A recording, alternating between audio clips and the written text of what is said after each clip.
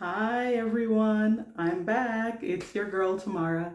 So, there's a lot going on, and when I say that, I'm talking about writing and editing my book that will be coming out early next year, hopefully before my birthday in March. I would say March would be the deadline for sure. The 2nd of March, which is my birthday. But also, I am busy with my new hairline. It's called greatwigsforyou.com, and I also have greatwigsforyou.ca because I'm here in Canada. So we're representing Canada. Canada. So today I want to talk with you guys, of course, about relationships and parenting and different things to look out for. And as always, I got a few tips for you guys. So without further ado, I want to talk with you guys. Let's start with the ladies. So, ladies, sometimes you meet a young guy and you may feel butterflies in your stomach and you're thinking, oh man, this is a great feeling. Maybe something in my body is telling me, he's the one. When the truth be told, your body is telling you, warning you, signaling to you danger. Your body is telling you that you need to look the other way and run. That's why you're having those anxiousness and some people would say like a butterfly tingly feeling in your tummy. It's just an indication that this person is definitely not the one, and danger. Run for cover, run for the hills. So, other than that, I want to discuss with you guys different things to look out for. Um, I'm speaking to both women and men, so I will address this first with the females. So, if you're a female and you're dating a guy that is a narcissist, how do you know? So there's certain things you need to look out for. One, when you're talking to a narcissist, this person is more likely to pretend, even though at the time you don't know that the person is pretending. He's more likely to pretend that, oh, you love ballet? Me too. You love basketball? Me too. What a coincidence. So, pretty much anything you say, oh, all of a sudden, he's 100% and he's definitely into that as well. And he'll just basically do anything and everything to rope you in. Kind of like when you throw your fish hook out there in the ocean into the lake and you wait. Of course, you got a worm on the hook and it's a bait. You know what I mean? It is a bait. And they wait patiently. They got patience, believe it or not. And they wait for the fish, which is going to be you, to get hooked onto the bait and wheel you back in. And when they have you exactly where they want you, because they'll go above and beyond, and I'm talking about romance, I'm talking about fancy dinners. I'm talking about ooh la la, roses, flowers, wine and dine, candlelight and champagne, the whole nine. Compliments, jewelry, outing, introduce you to the whole family. They'll go all out to get you where they want you. And when they feel that they have you and everything is good and it's secure and it's all gravy, baby, that's the time you're going to notice some things. And they're red flags. And as women, we tend to ignore or look over certain red flags simply because we make excuses for them. I've been there, so I know what I'm talking about. 6 years off and on with a narcissist.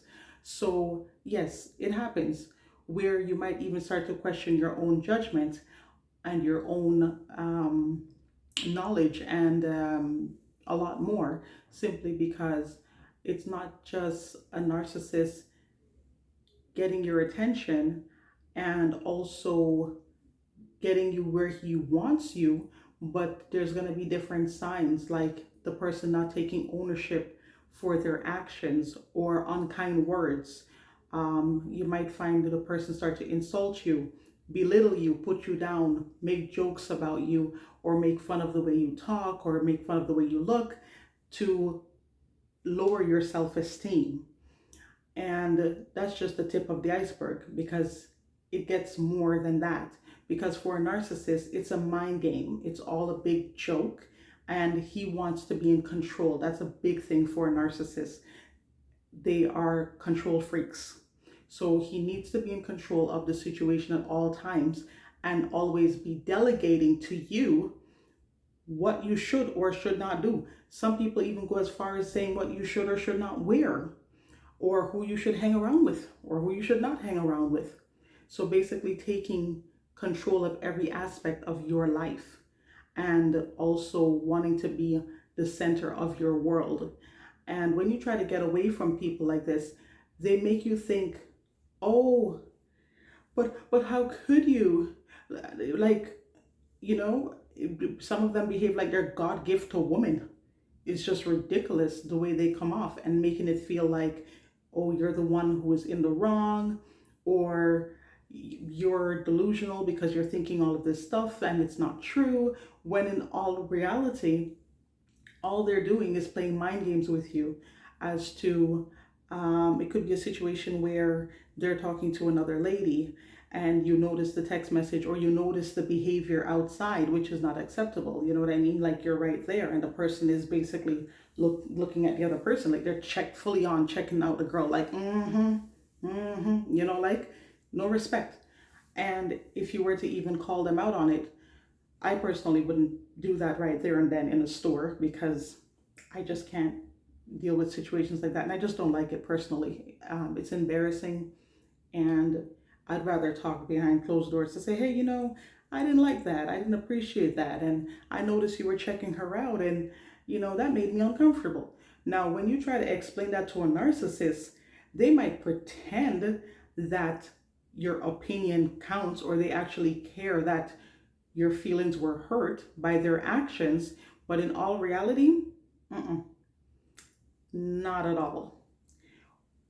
Because most narcissistic men are wounded, regardless if it could be a situation where they never had their father around and they grew up in a single parent home. Sometimes it could be a situation where their father was there, but they were a narcissist themselves or a control freak, and the way they behave towards their wife is what their son is now displaying in his adult life with females and such.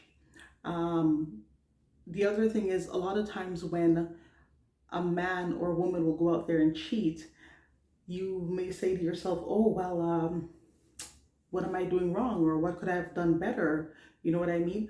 But the truth is, it's not your fault.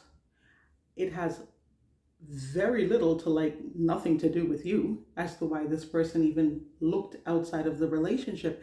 This goes back to how the person sees themselves and how they may even be a broken person where they don't really feel 100% fulfillment within themselves unless they're getting attention from multiple persons, or they're trying to satisfy a void instead of actually addressing the situation. And when I say that, I'm talking about someone who's gone through trauma, who's gone through, you know, bad situations and experiences in life, but never made peace with their broken pieces. They never went to counseling.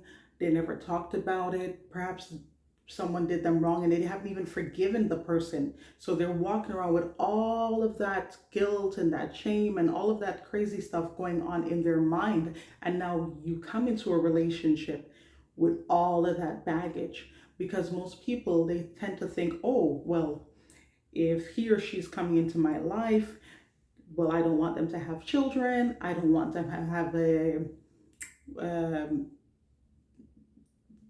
maybe a lot of partners in the past or whatever the criteria is.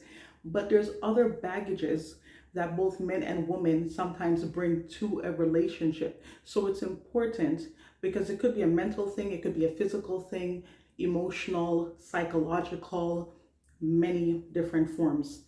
So it's important that you, if you are the person with this narcissistic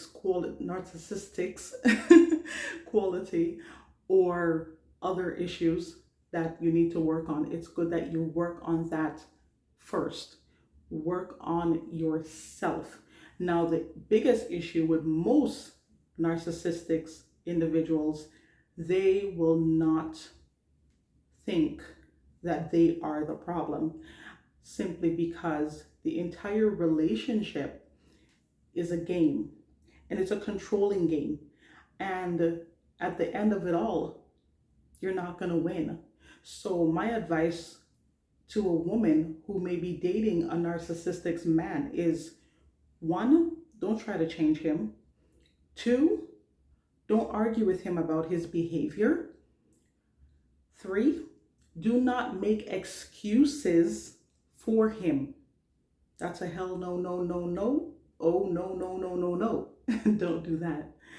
And the fourth thing is that person has to acknowledge when they're ready. It doesn't mean you have to sit around and wait for them to get ready or think to yourself, oh yeah, I could change him. You're not changing anyone. Don't waste your time. Save yourself the energy, save yourself the stress, the anxiety, depression. There's so much things that come along with that whole scenario. The other thing is when you are in a situation like that, don't use the amount of years you've spent with this individual to excuse the behavior. So in other words, if you're with someone for, I don't know, 3 years, 4 years, and going downhill, going downhill, going downhill, not getting any better, dead end road. Do you really want to waste another 3 or 4 years with this individual that's clearly not ready because they need to work on themselves first? So, like I said, this goes for both women and men. So for men, if you are a young man and you are dating a woman who has different tendency of narcissistic behavior, where she doesn't take ownership for when she's wrong, she doesn't apologize when she's wrong, she does not value you as a man, then you have to step back from the situation, because you have to set boundaries for yourself, for what you will accept and what you will not accept. People are going to treat you the way you allow them to treat you. Bottom line, period. That's just the way it is. Some people, they will say and do things that's not acceptable. At the end of the day, I always say forgive, forgive, forgive. Now, I'm not saying forgive someone because they really deserve to be forgiven, but you forgive them simply because you deserve to have that freedom and that peace of mind. What is life without a peace of mind? You know what I mean? So it's important that you do take the time to say, hey, you know what? This lady ain't ready. This guy's not ready. But don't waste another 3 or 4 years simply because you've put up and tolerated that behavior from them for the last 3 or 4 years. It doesn't make sense. And it's really not worth it, because your sanity's on the line, your peace of mind, your happiness, which is so important, you know what I mean? Because we are responsible for our own happiness at the end of the day. The other thing I wanted to touch on quickly with you guys is there is a lot of persons, both young and old, who are experiencing depression. I am one of those people, and most people would not think in their wildest dreams, how could someone like me experience depression when I'm upbeat, high vibration, smiling, happy, lots of laughter, best investment ever, by the way. um, I'm not 100% to say, oh, I'm out of the woods, but you know what? There is hope. And also know that it's a process. So don't wait until, oh my gosh, I'll be happy when I get this house, I'll be happy when I get that car, I'll be happy when I get that husband, or I'll be happy when I get the family that I want or the career that I desire. Don't wait for anything in life to hold off on your happiness and the things that satisfies you, that gives you happiness and pleasure or enjoyment. Life is too short. So I'm not dismissing what depression is, because it is very serious. It is very real. However, one thing I do know for certain is that it gets better, and don't give up. It does really get better. Believe it or not, it does get better. And what you have to do is hang in there. You have to hang in there, both while you're going through the depression and at the end of it all, when one day you can really honestly say, you know what? I'm really glad I stuck it out.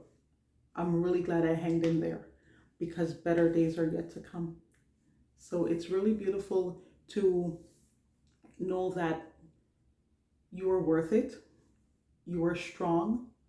You are beautiful. You are intelligent. And those different affirmations, whatever it is that you say to yourself each day, it builds you. And this is not an overnight thing, by far, not an overnight thing. For some people, it varies. It could take months, it could take years. Everyone is different, every situation is different.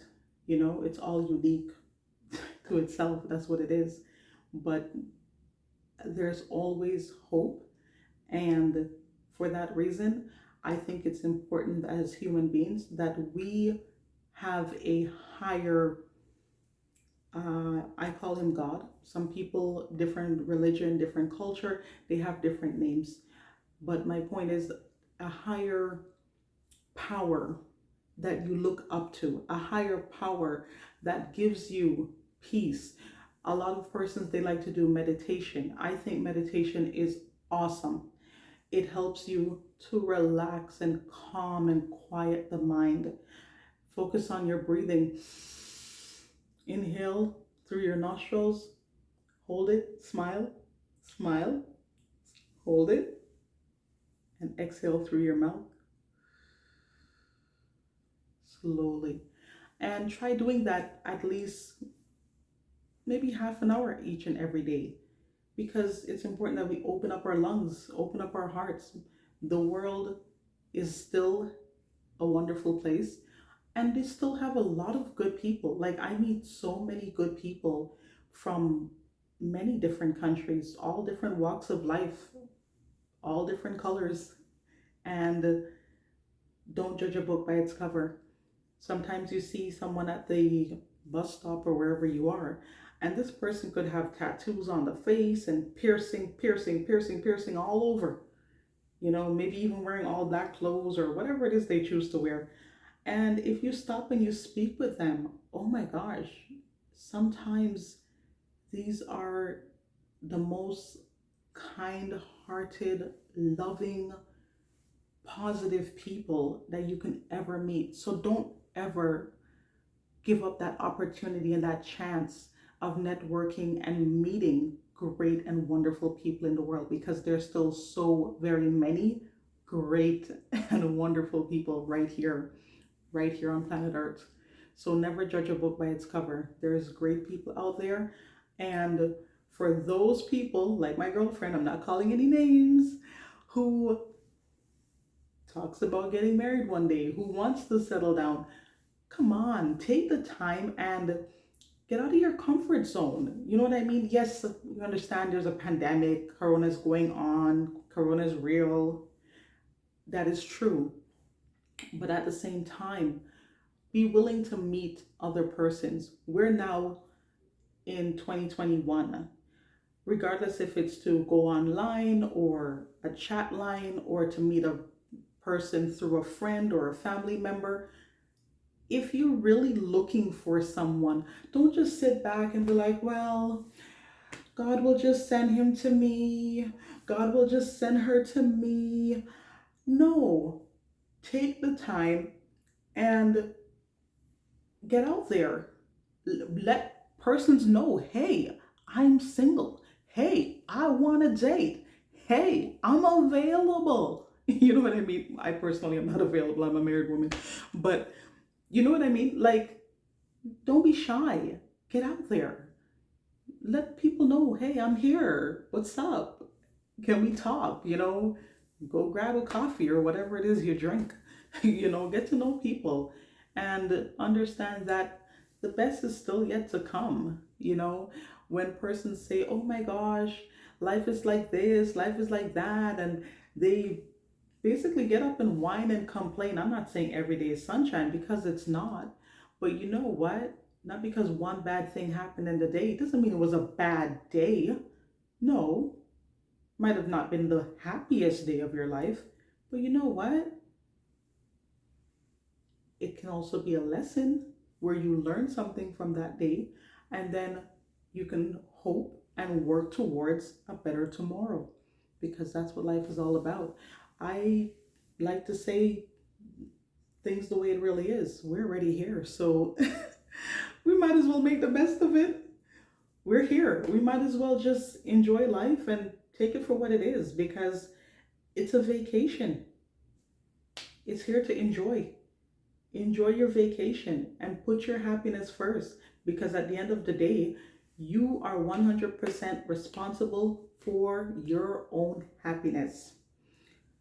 For the people in the back, you are 100% responsible for your own happiness. Okay? So make sure you remember that and know that, and don't forget it, because it's real. No one else is not gonna come by and be like, oh, I'm gonna make you happy. I'm gonna do everything you want. That's not even gonna really bring real joy. That's gonna be like temporary joy. That's what that is. You know what I mean? Real joy and real happiness starts with having an attitude of gratitude.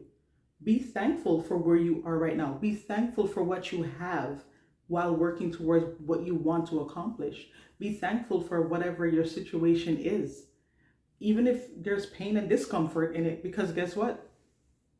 Pinch, pinch, pinch. You're still alive. So make the best of it. That's what it is. You make the best of it and try to have a higher vibration, because I think that's where a lot of us go wrong. Have a higher vibration.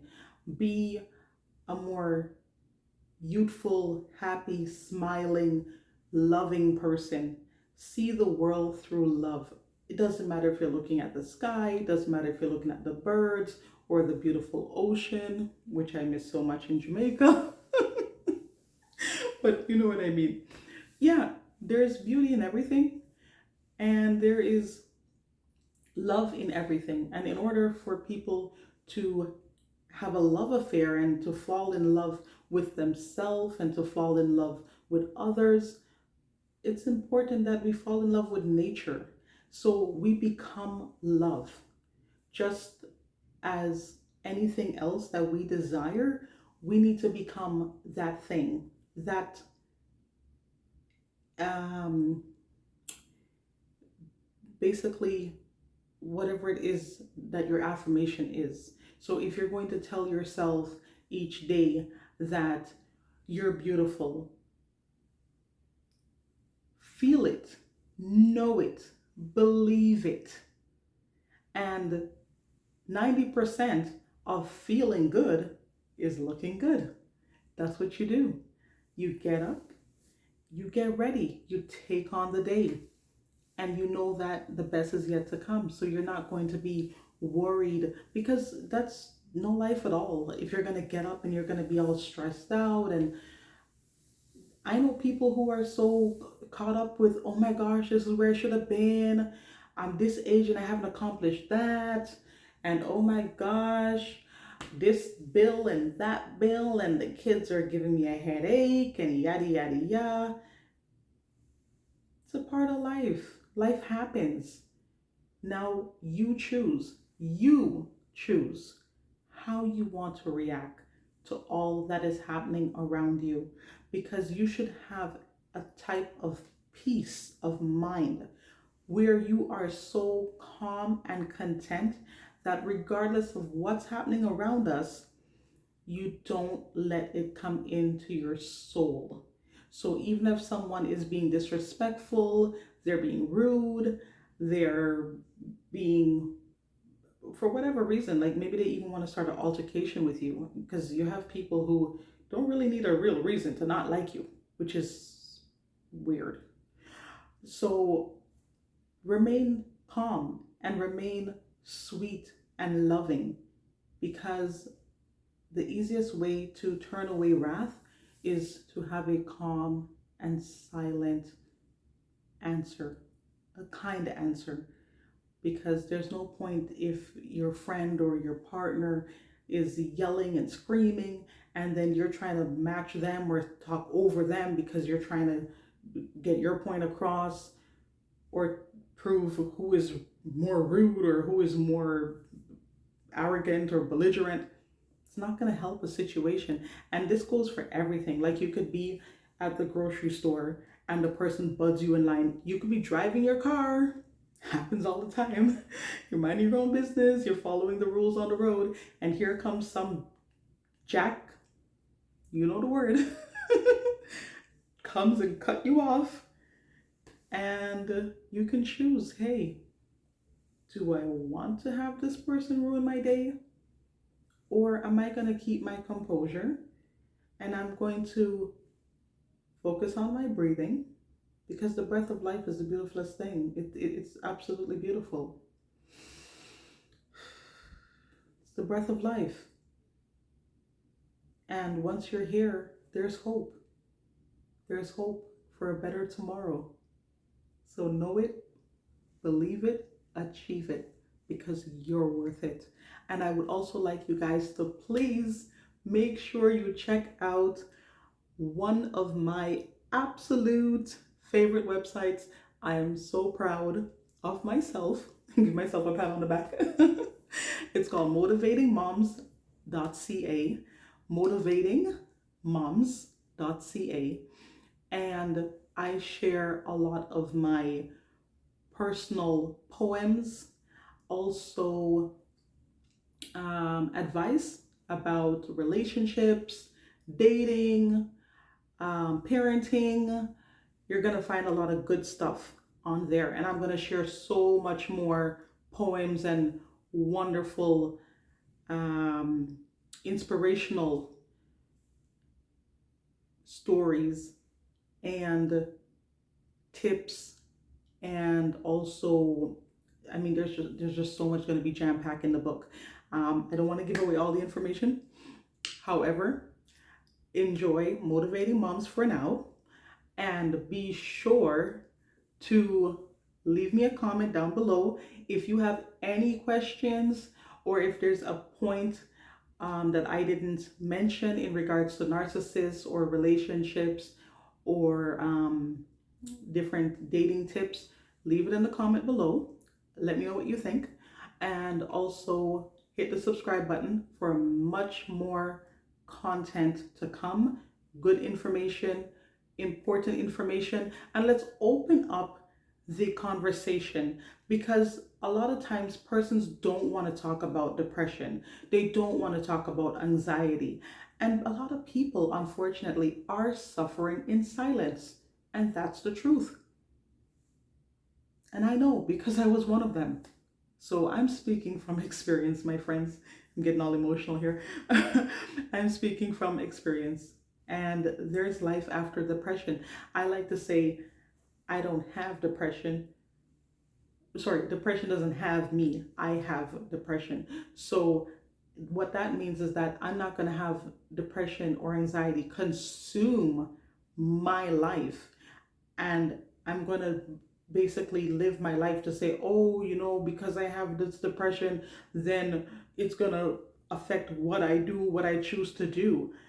I'm not saying it's one, two, three that easy. However, our mind is a very powerful thing and depends on the level of the depth of the depression of the person. Some persons do turn to religion, which is good. Some people turn to spirituality, which is awesome. I would say avoid alcohol, avoid different substance, because it really doesn't help solve the problem. It makes it worse, and you're destroying your health on top of it. You know what I mean? Your physical body, of course, and mentally as well.